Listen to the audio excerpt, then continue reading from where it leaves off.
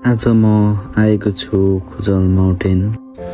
प्रकृतिको बीचमा रहेको यो शान्त ठाउँले पहिलो नजरमै मन तानेको छ।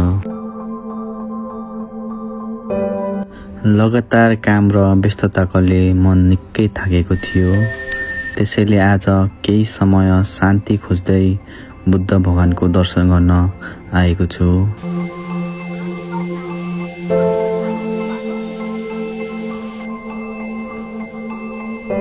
सायद बुद्ध भगवानको स्थान भएर होला यहाँको वातावरणमा एउटा छुट्टै शान्ति महसुस भइरहेको थियो।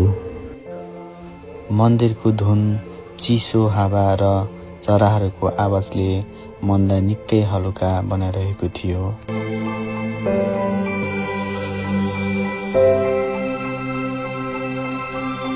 त्यसपछि प्रकृतिसँग हाइकिङ यात्रा सुरु भयो। बाटो केही गाह्रो थियो, उकालोले शरीरलाई थकाइरहेको थियो।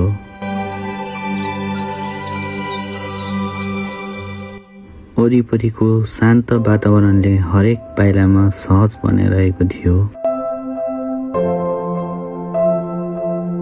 अन्ततः माथि पुग्दा त्यो दृश्य, त्यहाँको आनन्दले सबै थकान बिर्सिदियो।